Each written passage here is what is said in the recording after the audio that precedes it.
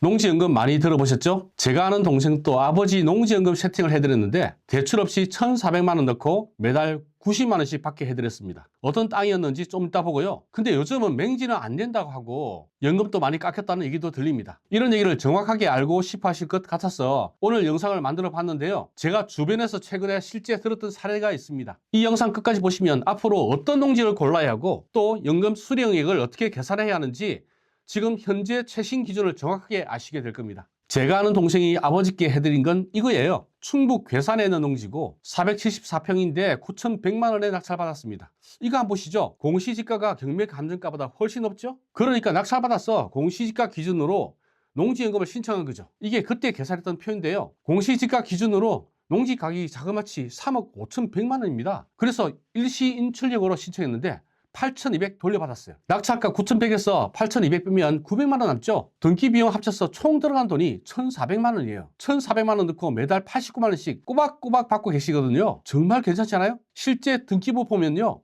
농어촌 공사에서 건조당을 9억 6천만 원 걸어 놓았어요. 이 농지로 농지연금을 받고 있는 거 맞죠? 그러니까 농지를 잘 고르면 농지연금만큼 좋은 게 없는 거죠. 근데 이 농지연금을 세팅할 때하고 지금은 많이 바뀌었습니다. 지금이라면 이 농지 가지고는 농지연금 못 받습니다. 어떤 기준이 새로 생겼는지 최근에 제가 실제로 들은 사례를 가지고 정확하게 말씀드려 볼게요. 먼저 김봉구 씨 얘기부터 해볼게요. 김봉구 씨는 어머니 계시는데 애들을 키운다고 엄청 많이 고생하셨거든요. 그래서 어머니 노후를 위해서 농지연금 프로젝트를 준비했습니다. 분당 근처 농지를 어머니 명의로 경매로 낙찰받았습니다. 분당은 땅값이 비싸니까 면적이 작아도 연금은 많이 나오잖아요. 또 농사를 짓기에도 부담이 적잖아요. 어머니가 직접 농사를 다 지으셨고 농업경영체 등록까지 다 했습니다. 그리고 5년 경력이 다 채운 다음에 농지연금 신청했는데 결과요? 부적합이에요. 농기계 진출입이 안 된다는 이유였습니다. 김범구 씨는 정말 황당했죠. 조그만 밭에 농사 짓는데 왜 굳이 경운기가 필요하죠? 지금은 관리기로 하는데 충분해요. 하지만 담당자는 통행로가 없기 때문에 안 된다고 해요. 김봉구 씨는 민원까지 넣었습니다. 농지를 샀던 그 당시에는 이런 규정도 없었고 지금 5년이 지난 다음에 이런 규정을 적용하는 것은 부당하다는 얘기였죠. 하지만 답변은 똑같았습니다. 농지연금은 농지를 살 때가 아니고 가입 심사를 할 당시의 기준을 적용한다는 겁니다. 결국 김봉구 씨는 5년 동안의 노력이 다 헛수고가 된 거죠. 지금 이 농지를 어떻게 처리해야 할지 고민 중이랍니다. 이번에는 감정평가와 관련된 사례입니다. 박정자 씨는 충남 천안에 있는 농지를 경매로 구입했죠. 당시 경매 감정가는 3억 6천이었는데 1억 2천에 낙찰받았습니다. 5년이 지난 후에 농지연금을 신청했는데 농지연금 감정평가액이 2억 3천만 원 나온 거죠. 아니 어떻게 이렇게 낮게 나올 수 있죠? 이렇게 항의하니까 농지연금 감정평가는 경매 낙찰가를 참고해서 평가하기로 되었다고 해요. 경매를 이용해서 낮은 가격에 낙찰받아서 감정평가를 높게 받아 연금을 많이 받으려는 그런 시도가 많았는데 그래서 이제는 경매 낙찰가를 본대요. 사실 2025년 2월에 농지연금 지침이 개정될 때 감정평가는 농어촌 공사에서 지정한 감정평가사만 할 수 있도록 변경되었거든요. 그때부터 이렇게 될 거라는 건 충분히 예상됐죠. 근데 경매도 국가제도고 농지연금도 국가제도인데 경매로 샀다는 이유로 불이익을 받는 것은 정말 이해할 수 없습니다. 하지만 어쩌겠어요? 기준이 바뀌었다는데. 그래서 만약에 농지연금을 준비하실 생각이라면 현재의 자격 요건과 평가 기준이 어떻게 강화되었는지 정확히 알고 하셔야 합니다. 농지를 잘못 사면 농지연금을 못 받을 수도 있고 받는다고 하더라도 연금이 많이 깎일 수 있습니다. 농지연금 심사 기준이 2025년에도 개정되었고 아마 내년에도 또 개정될 겁니다. 그러니까 바뀌는 기준을 잘 확인하고 더 신중하게 준비해야 합니다. 지금까지 강화된 농지연금 자격 조건과 평가 기준을 정리해 볼게요. 첫 번째, 통행로 기준입니다. 통행로가 없는 농지는 농지연금 못 받습니다. 통행로는 농기계가 들어갈 수 있어야 하고 폭이 최소한 1.3m 이상 되어야 합니다. 만약에 그 통로가 사유지라면 그 땅 소유자의 동의서까지 요구하기도 합니다.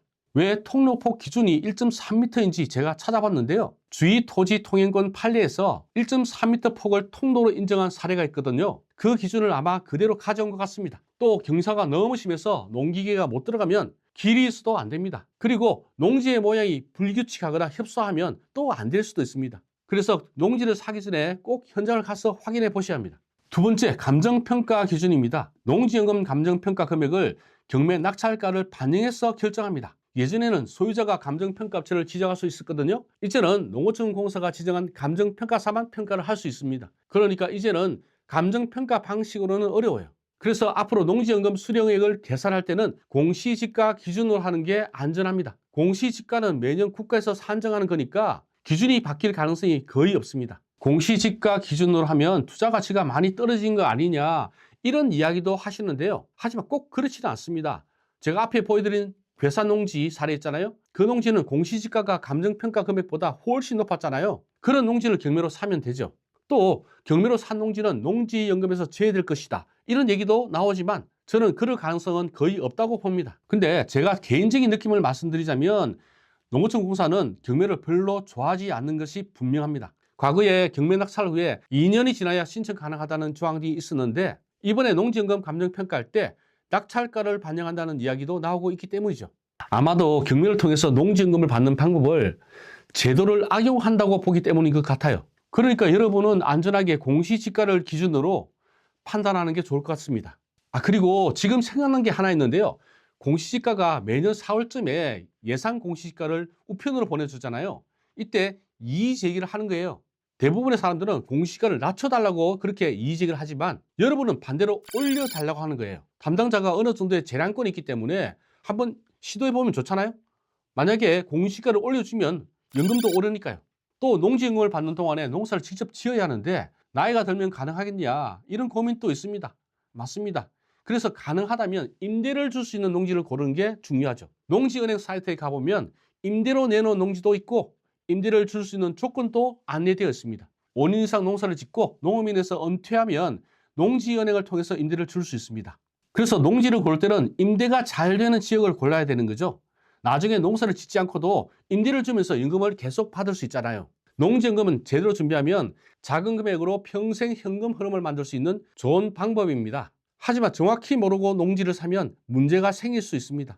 여기서 한 가지 더 말씀드리자면 농지연금만 보고 투자하지 말고 하나를 더 생각하자고요. 농지연금을 받는 동안에 땅값이 오를 수 있는 곳을 고르는 거죠.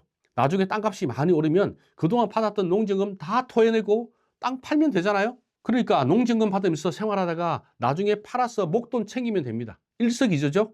근데 이렇게 하려면 땅의 가치를 볼 줄 알아야 합니다. 주변에 어떤 개발 계획이 있는지, 여러분이 사는 땅을 어떻게 활용할 수 있는지, 문제는 없는지 이런 걸 볼 줄 알아야 합니다. 그러니까 땅을 보는 지식이 있으면 농지연금을 활용해서 정말 괜찮은 투자를 할 수 있는 거죠. 땅을 보는 방법은 고전 댓글에 링크를 올려두었습니다. 관심 있는 분은 한번 보시기 바랍니다. 오늘 내용이 도움이 되셨다면 구독과 좋아요 부탁드리고요. 궁금한 점 있다면 댓글에 남겨주세요. 그럼 다음 영상에서 뵙겠습니다. 감사합니다.